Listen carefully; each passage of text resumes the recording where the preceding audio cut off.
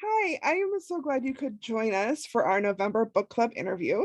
I am here with Sheena Boekweg, and I am so excited. We are reading her book this month.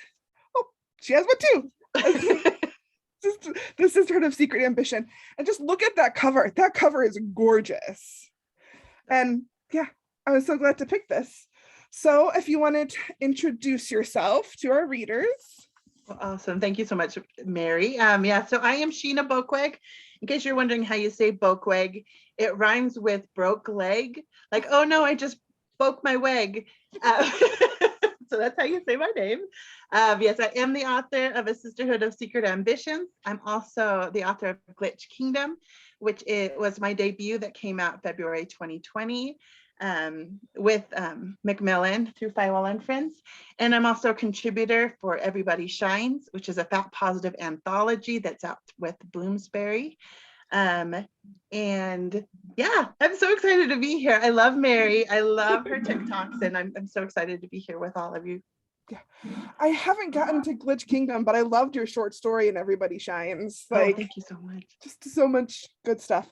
So clearly we are here for Fat Girls in Fiction, which our mission is to give a voice to good fat representation and try and get more out there because there's a lack of it.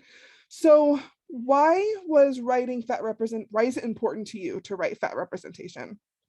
Well, it's like critical. It's all that I write now, honestly. And that's there's kind of like a really personal reason with it. So I'm going to just share it with you and everybody. So bear with me. But I used to write only thin characters. And I used to dream like at night, and I would dream in thin bodies. I wouldn't dream in a body that looked like mine. And then I read Dumplin' by Julie Murphy. And the impact that reading a fat girl with dreams and goals who struggled like I did and who was loved by the hunky Texas boy, and just like found her power with her friends, and it was so empowering, and it was so moving that it literally changed the way I dream. I now dream in a body that looks like mine. Like maybe I could be like a different kind of character, for example, but it's in a fat body. It's part of who I am. And writing fat characters is just opening a door for people who haven't been able to be in certain stories, you know? Like if you go into any building, there's a fat person there. Probably at least a third of the people are fat people. And so, if not more. And so the fact that we are excluded so often from stories, it is so damaging to our own self and our own feeling that we can be acceptable or human beings, even because stories are so humanity building. So it's just, I just feel really strongly that we need to have that representation everywhere because it really can change lives, especially when I'm writing for teens. I just think it's super important because there's so many teens who will either are fat now or who will grow up to have a fat body, you know? And I think it sends such a strong message if writers are writing stories where fat people can exist, you know? I just think that's such a damaging message to send, especially to our young people. So I will always, always, always include fat people, and I will always center a fat person, usually a fat girl, just because that's my favorite. You know, I had a very similar starting to Fat Girls in Fiction. Like in January, I read Olivia Dade. Spoiler alert. And it's so good. Yeah, it is why there is now Fat Girls in Fiction, because I was all my writing as well had thin people. And yeah, I was just like, why am I doing that? Like, yeah, it's changed my life overnight reading a book. It's healing, really, to read fat stories and to also to write fat stories. It's really emotionally healthy, I think. So we know why the rep is important, but sadly the rep is not always great rep. Yeah. So what does good fat representation look like to you? Well, it depends, because no, like fat people are not a monolith, Mhm. and every fat person needs a different kind of fat story. I think when you're writing a story that features fat pain, for example, there can be a lot of hope in there too. And I always think that it's wise to have hope, but sometimes that can be really important to someone to help them feel seen or understood. Like that can be a healing thing too. My personal favorite is Fat Joy. When, like it just resonates so much. When it's good fat joy, oh gosh, it's so good. And I think like a good, really good fat representation, I'm going to say, is Spoiler Alert. I think that's kind of the pinnacle of like excellent fat literature, because she gets that fat joy and that fat love, but she still has her own internal feelings about fatness. It's not just like a fat shellac on top of a thin character. You know what I mean? She does get to live in a world that is painful for her, and but she gets to rise through it and she gets to grow through it. And I think it's so important that she never changes through it. She doesn't well, she herself does change, but her body doesn't change, if that makes sense. Yes. Like she gets to grow in acceptance and health and love, and but her body is still the same loved, beautiful thing. So. All right. And then some of the tropes of fat people are harmful, and I think it's time to step away from some of them. What are some of the tropes you're tired of reading and seeing in literature? For me, it's hard because there's so many tropes we've never played in as fat people. So I kind of like, I don't want to like shut a door on certain tropes, because maybe a trope has been done too much, but like maybe not by someone who has lived that. I feel like the fat tropes I'm kind of sick of seeing are fat people written by thin people who that's their worst fear, to be fat. Yes. I think thin authors can write fat well. There's something about Sweetie is an excellent example of that, because you could tell that the author loves her main character and loves her as a fat person. So I think that when a character doesn't get to be a real person but has to be a caricature, or when a thin author puts all of their fears and their own fat phobia reflected on a character, I'm like done with that. I also don't really love fat villains so much. I think it could be done again. Like I've said this so many times, and one day maybe I'll write it, but I would love a fat darkling. Like that's different. I would love that. But like someone who is bad and that's reflected on their bodies, you know what I mean? Like being unacceptable or whatnot. Like I just think that fat people are more often to be the perpetrators of harm than like not the perpetrators. They might sorry. They're more likely to receive harm than they are to be dishing it out necessarily. Right. Yeah. So I don't always love that. Yeah. But yes, there's so many tropes I would love to see in fat stories. Right. I just want them to have the normal tropes that everyone has. Like, yes. We don't have to, be like, our fatness shouldn't be shorthand for grossness or all of that stuff. Yeah, I am with you. Exactly. So you've mentioned a lot of really wonderful YA titles, and I know that that's primarily what you write in. What made you have that choice to write primarily in YA? Well, I love YA. I love teens. When I was growing up, like I was 14 or 15, I wanted to be a junior high drama teacher. Like that was the pinnacle. I went to college to do that. That was like the goal, is because I've always loved the particular madness of teens. I actually work as a junior high librarian, which is the best job in the whole world. It's part-time and I get to write sometimes while I'm doing it. It's just the best.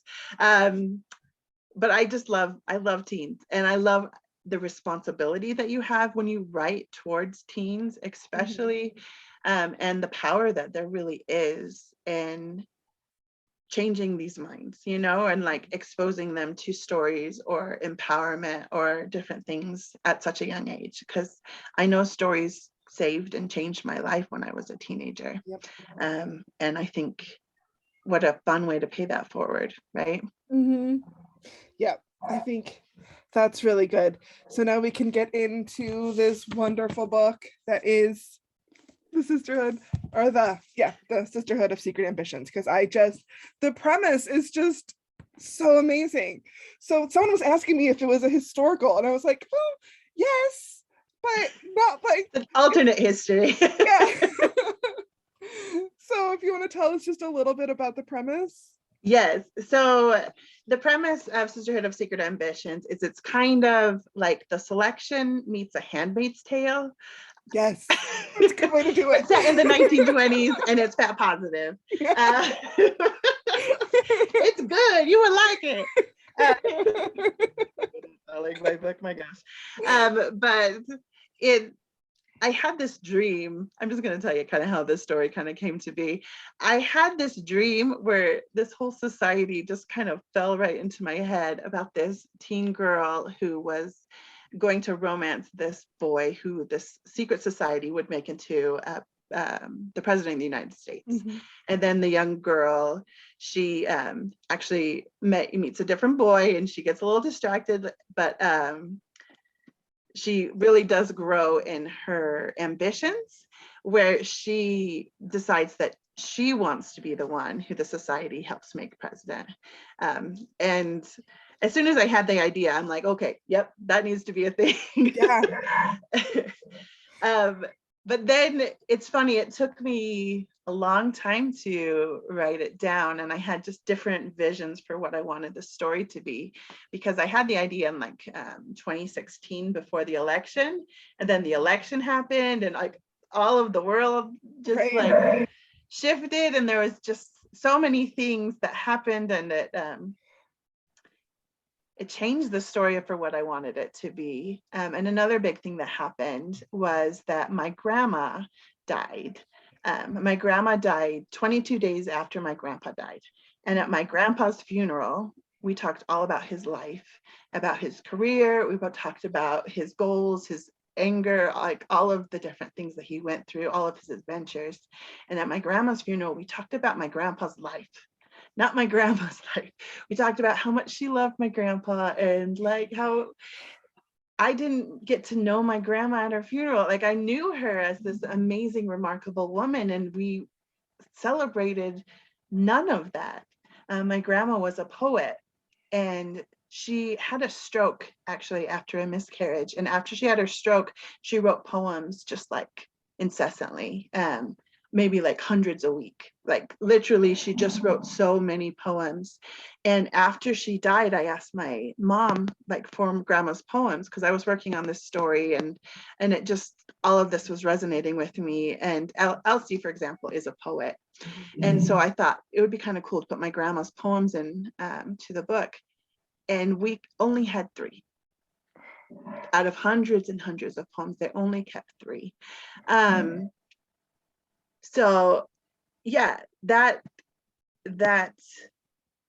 inequality, that feeling of injustice, that sat with me the whole time I was writing this story. And it really sharpened the message that a girl's life matters as much as the boy she will marry, you know, or her brothers, or that a girl's life matters as much as a boy's life. Yeah. I'm so glad you shared that. It really, I felt that in the book. So one thing I found interesting was that the Society of Women was a really nice society. Like they were very inclusive, they lifted women up, they did the right thing. But it's set in the 20s, which is a time that wasn't very inclusive of a lot of things. So what was that decision to make this incredibly inclusive society and set it in a time that wasn't so inclusive? Well, I said it in 1927 because that's the year my grandma was born. And so I wanted to tribute her there, but I also set it back in history because I wanted it as far away from the garbage political time that we're in now. Like, the idea of romancing a future president wasn't so attractive when a certain president was president. That's I'm not going to say, and that's where I'm stopping. So I wanted it way back in the history, and I knew I wanted to kind of reflect today's values and where we were today, but then push it back. Because this society was founded by Abigail Adams, like with the founding of the country. And I had to ask the question, where would the society be 100 years later? You know what I mean? Or 200, don't ask me to do math, but like third about later, how different would the society be? And so I decided, let's just put kind of the world that we live in now in the 1920s, so that we can really reflect the time period of where we are at and the emotional period that where we are now, but set back then. But then I also was I really didn't want to completely whitewash history or say, surprise, now there's no racism, or surprise, now there's no like homophobia, or you know what I mean? Like that would have been completely problematic in a completely different way. So I wanted it to be the society itself was a safer environment, but the world outside of it wasn't as changed as it is. You know what I mean? Like there would still be some influences that would be different, but I couldn't erase the evils, because if you erase the evils, you erase the heroes. And that was not in any way my story to tell. So I had to be kind of careful about what I did there. Yeah, and I love the intersections, like having an ace character and exploring that, because that's something I think I've only read in like one other book, maybe. Like, yeah, there's a lot there are a lot of really powerful ace characters and writers who are including ace stories. So I would absolutely encourage you, if that is something that you're more interested in, to really research like ace spec. They can look at gay YA, or there's a lot of things online. So I know a couple of books I could recommend, but like, as that's not a thing that I personally have. I myself am demi, which is kind of under that umbrella, but not so much that I could like claim it.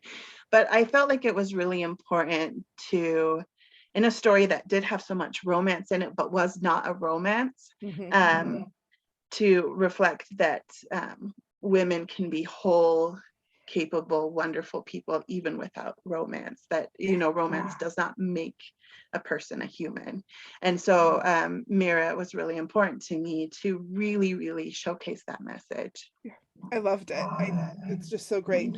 And when we were talking about fat tropes, another one that I don't think it's necessarily harmful, but it's just so overdone, is that like jolly, friendly fat person who's just there to be your best friend and there to help. And I think Elsie did a really good job of not being that person. And also I love that you had more than one fat person. So can you tell me a little bit about when you were writing that, like, because Elsie is very ambitious, and that's something that's not often given to fat people as a trait. Yeah. And so much of the story, it was also reflecting my own ambitions, because I've always been an ambitious person with like really big dreams and goals. And I think it's so interesting how we vilify women who are ambitious so often.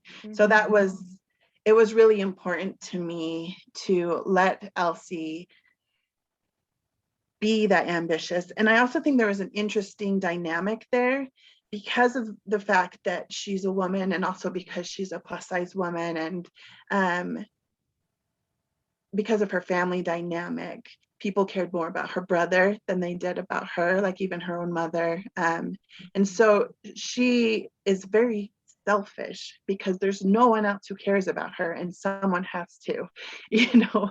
And that was part of her arc in the story, is she does do awful things, I think, as a selfish human being seeking after her ambitions. And for her, it was an arc that was very much about not necessarily that I just want things, like I want to be big and important and special, because that was part of it. She wanted to matter, but then she learns like really what she wants to do and who she wants to do it for. Like she really learns her own mission in life, and then it shifts. So it's not her being selfish, it's her being driven by her ambitions to help other people, other young women, to know that they matter too and that their dreams are possible. Yeah, I loved it because, you know, it's so very rare that we get to see women being ambitious when they aren't vilified and fat women being ambitious. And I am here for it. I loved I it. appreciate it. And I love B too. So B is another fat character. Isn't she the sweetest? She's the youngest, she's the biggest, she's the poorest. Like in a lot of ways, she's kind of the underdog.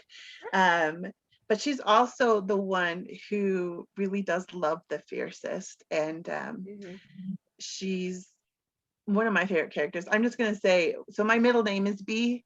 And so I put B in there because as much as I am ambitious like Elsie, I'm not quite as brave as Elsie is. And I don't see myself as future president. Like I see myself a lot more like B. I could see B growing up and being married and having kids and being a librarian for junior high, just like me.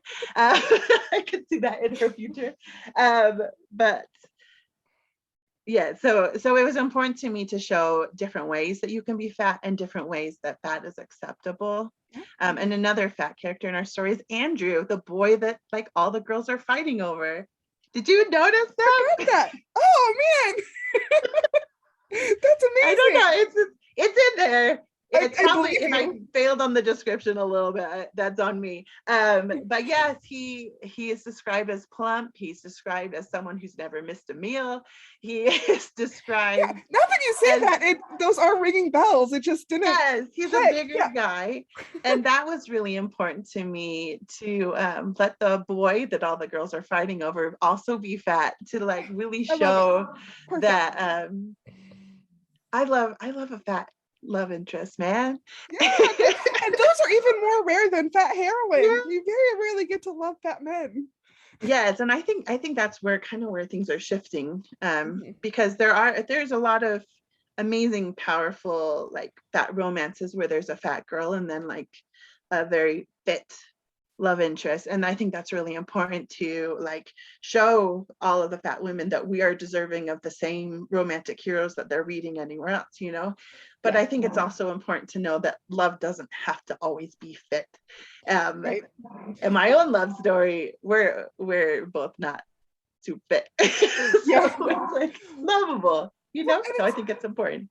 It's an interesting line because I feel like we were fighting against that we don't have to only love fat men for a long time. So now we have a lot of those stories out there where we are falling in love with movie stars and all sorts of other things. And they're falling right back up for us. Like I love that. we do need to say, romantic love is not about bodies, yours or his. So yes, exactly. And so I think, and again, I think every fat reader can have different things that they love and they like, you know what I mean? And that you can appreciate. So we're not a monolith, and our needs can change too over like, I want one this one, and then I want one this one, and then I want this one. You can have a whole bunch of books on your shelf that say different things. So all right, so we talked a little bit about all the roles. So this is an interesting question, I think. So in reading, you have the gossips and the spinsters and the wives. If the society are around today, what kind of role do you think you would have in the society? Well, I think I would be a storyteller. Oh,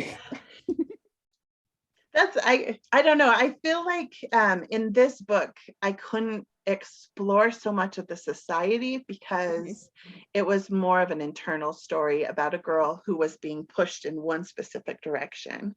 And I feel like there's like 5 or 6 books in this world that I could play with a different girl in a different like thing. And it really depends on my problem with the society, I'm just going to say it, is if you look at something too closely, you see the flaws. And I really wanted this to be a positive, empowering, look what we could do if we all work together. But if you look at the society too closely, especially society that's often run by white women, like there's problems here, and there's power, and there's the element of how white women are often second in line in the patriarchy, and so we don't want to tear the patriarchy down. Like that's a problem. And so like there are elements of the society that I really do think that I would be picking at if we do explore it more. Let's see. I Well, hope my publisher would let me at some point, but and that brings me to my next question, because I do think that like the society and patriarchy, as much as they try and tear each other down, they propping each other up. Like, yes. and so if the society was around now, like continued on the trajectory, what do you think it would be doing now? See, I think that would be kind of up to your own personal interpretation. Yeah. Okay. And it would have a lot of variables, but depending on how things went and who was in control and who led the helm. You know what I mean? Totally. Because yeah, there's a lot where the society in this book is reinforcing the patriarchy. Like, and there are places where they didn't support suffragettes in the book. I talk about that. There are places like there are people who, after that big speech at the end, this is probably a little spoilery, but there are women who say no. And the first draft of my book, actually, the society says no. And Elsie has to break free from the society and do it on her own. But we really wanted it to be this empowering feminist, yay girls, we're awesome moment, which I think is really cool. And so that's the story we had to tell. So it's hard to really say because there's a lot there that could go either way. And I tell you, you got that yay female empowerment moment at the end, because like I remember it might have been when we were talking before, but I read this book, I listened to it on audio when I would put my kids to bed, and during that last chapter I'm just like weeping because it's so moving. So yeah, you totally got that. And I was just, it made me think of all the important women in my life who have gotten me to where I am. So I was just wondering, as just kind of a little closer here, if you wanted to share a little bit about important women in your life. Yeah. So my favorite poem in the book is the poem about the generations of grandmothers, who just kind of the river of the matriarchy, really leading her forward.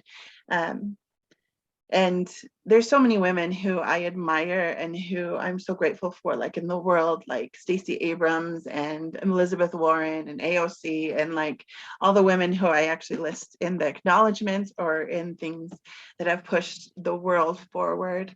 But my own personal world has been moved forward a lot by my mom and my grandmas, by like my best friend April, like people who have been there with me through it. I feel like a lot of times there's this invisible work of women, right? It's often not paid, it's often not supported. A lot of society really runs on the invisible work of women. But that's still so powerful. And I really, in this book, I was trying to like weaponize the invisible work of women. And I wanted to show like how influential we really are as women in the society, even though we're not often as valued as what the influence that we have. So I think it was both are important. All right, well, it's gonna wrap us up. And then this is the book, The Sisterhood of Secret Ambitions. If you're part of our book club, we'll have our conversation on Facebook Live and then the Discord. And this video will go up a week before those. So hopefully everyone has time to read it, and then we can talk about everything.